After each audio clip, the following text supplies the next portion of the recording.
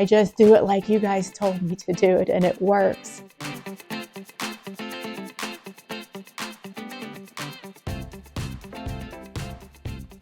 Hi there, welcome to the channel, or welcome back. My name is Angela, and today we're going to do something a little bit different here on the channel.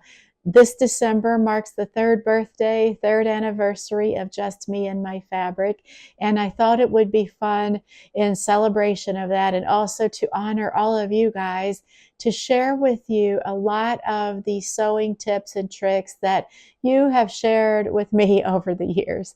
So what I've done, I've kind of poured back over through the comments and pulled out a lot of the sewing tips that you guys have presented in the form of a comment over the years. And there were a lot, more than I even remembered. So it was really fun to read back over those and refresh my memory on all of those helpful bits of information that have come in over the years. And there were probably more than I thought I would be able to share in this one video. So I might break it up into two parts, or maybe I'll save some of them and share on the next anniversary, just to keep this video from being too long-winded and too rambly. I have broken these up into categories just to kind of keep it somewhat organized. They're not in any particular order of relevance or importance. They're all important and they're all good. But just to kind of keep it organized, they are in sections. I have some notes here that I probably will be looking at as we go, because it was way too much for me to remember. So the first section, I'll call them sections, is planning. And some of you guys like to plan your projects based on the fabric. You've said that you let the fabric speak to you, something that really tugging at you, that make me, and then you find a pattern that goes with it.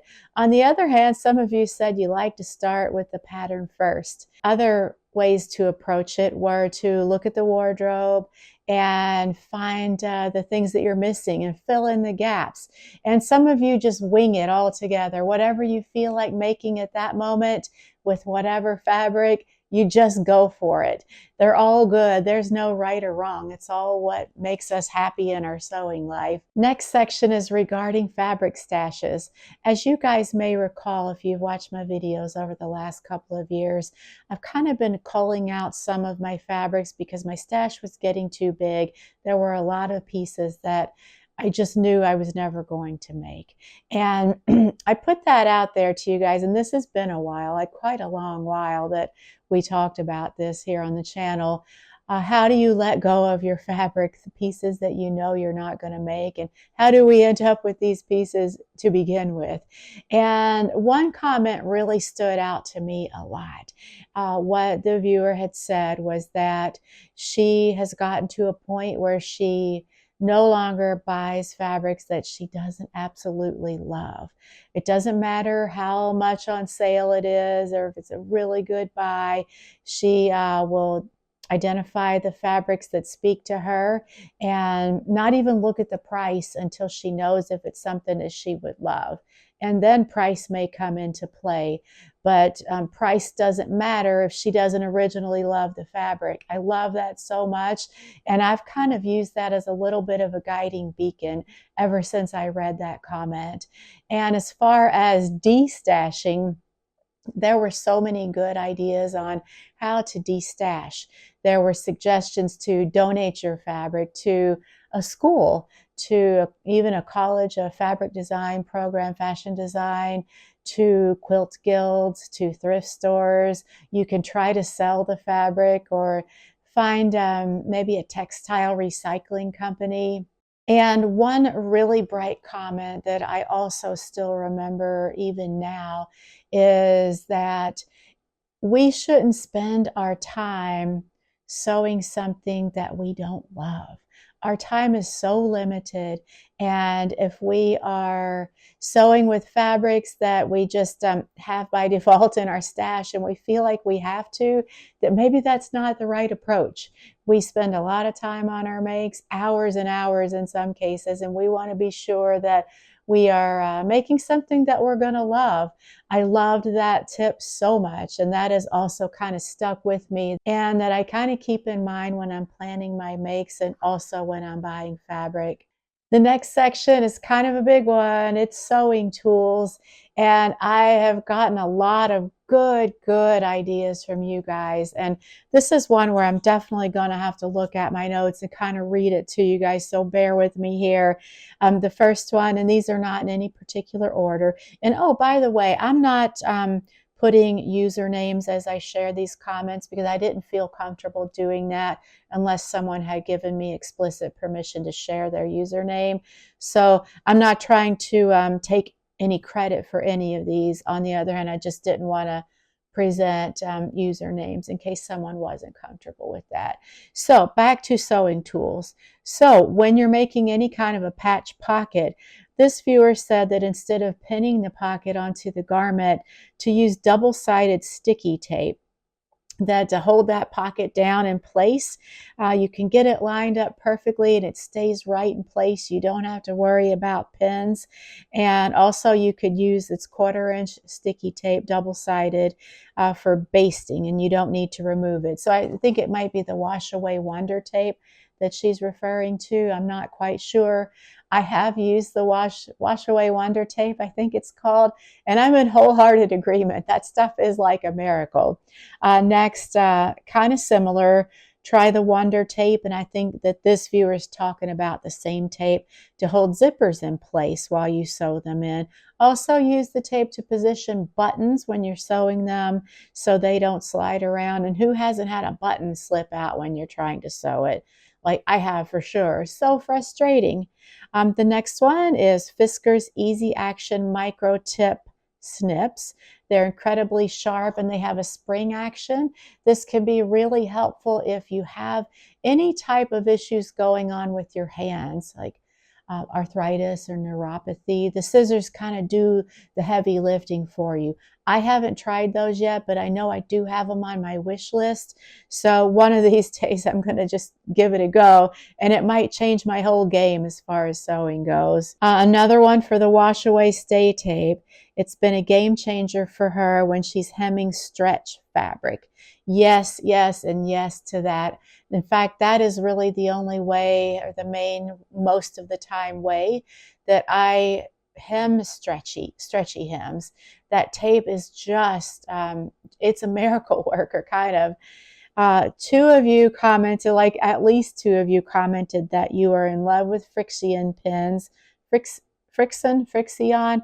I don't have these, but I am intrigued by them. They're the pins, they're used as a marking tool onto your fabric, and they disappear with heat. Next is Dritz Easy Hem Gauge. She used to use the seam gauge that I showed. Was my very first seam gauge that I shared on the channel a couple years ago, and I loved it so much. So this viewer kind of one-upped that, or leveled up on it, and uses one that you can iron right on the top of it. So, and the next one is the expanding button placement gauge. I did share that with you guys on the channel when I got it, and a couple of you were wholeheartedly in agreement that you love it. A couple of you said you wanted to try it. That has been a game changer for me. And just to refresh your memory, it's one of those metal accordion fold-out devices that you can stretch out to whichever distance and spacing you want to put in between your buttons, and you just stretch it out that much, and it puts even spaces where you can do your button placement. That's a game changer. It was for me, at least.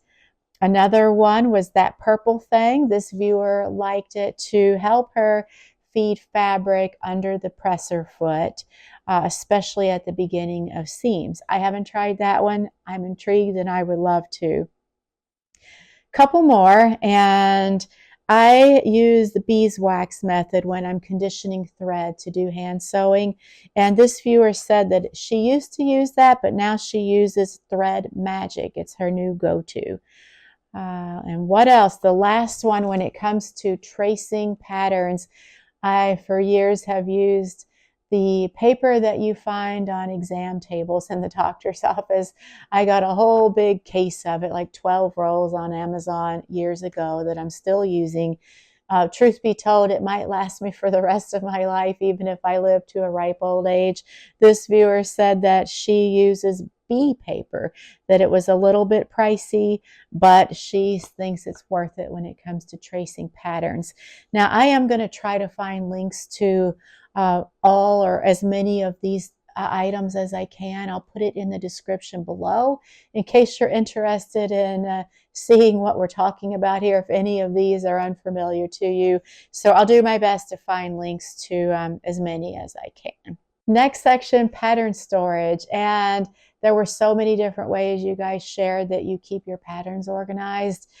For one, using a good old-fashioned spreadsheet, which I don't use a spreadsheet for my pattern categorization or inventory, but I am in love with a good spreadsheet. So shout out to this method, and along with multiple plastic lidded boxes.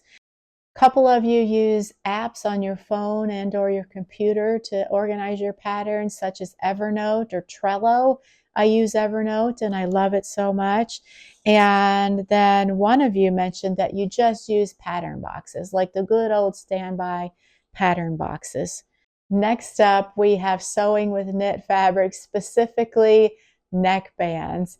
And I think a lot of these comments came when I was posting videos when I was kind of just getting into knit fabrics, and so many helpful tips came in.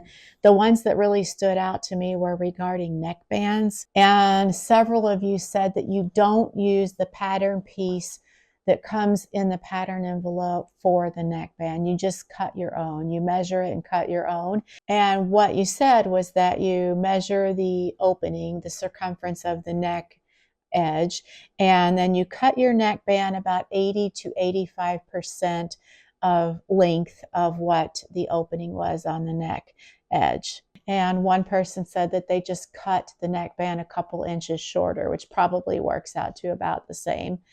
I have started doing that and I love it. Now it's what I do too. I don't even bother with the pattern piece that comes in the pattern.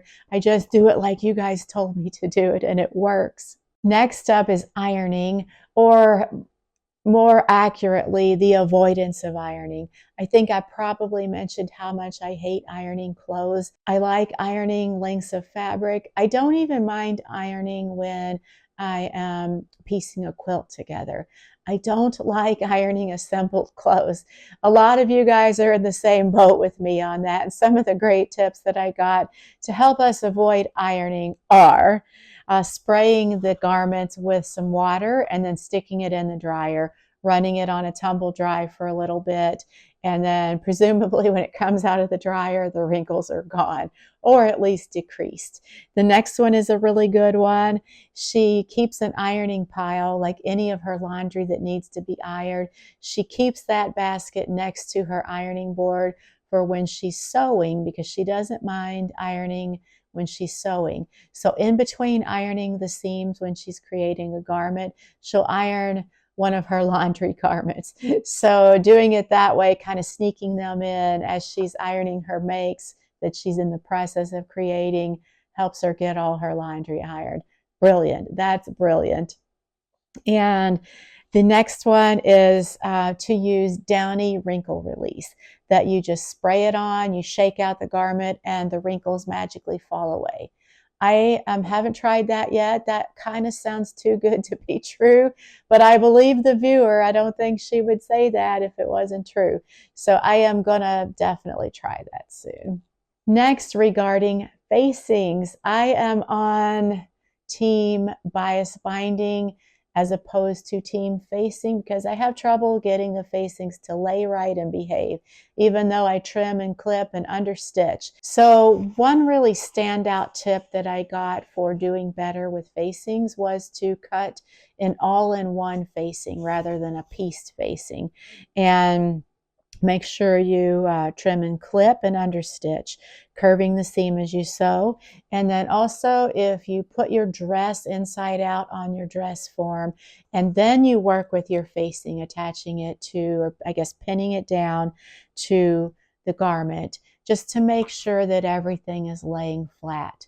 And she swears by that. And I can see where that would probably do a really great job, especially using the dress form to make sure the garment and the facing are really meshing and laying flat with each other. Couple more regarding documenting your makes. So I had gotten a project planner that I was using, and that has kind of I've fallen off with my habit of that, and I want to get back to it. And I ask all of you guys, do you document your makes in a scrapbook, electronically, on paper? It turns out that a lot of you do document your makes just to have something to look back on. And I think more often than not, many of you use some type of a paper system, whether it's a journal or just a notebook or something like that. And last category is making muslins. I have a lot of good tips to share with you when it comes to making muslins.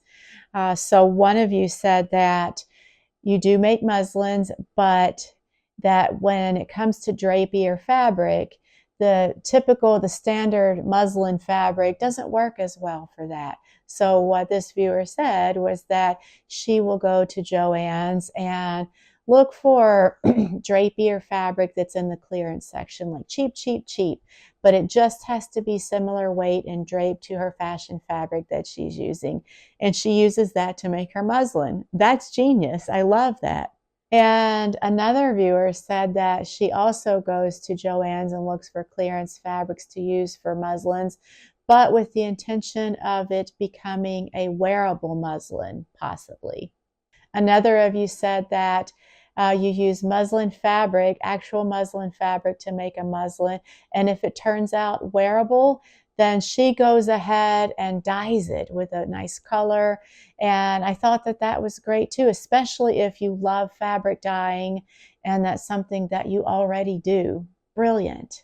And that pretty much wraps it up for all of the helpful tips and tricks that I'm sharing with you today. Like I said, there are many more, but I think that that'll wait till maybe the next time around, or maybe for birthday number 4.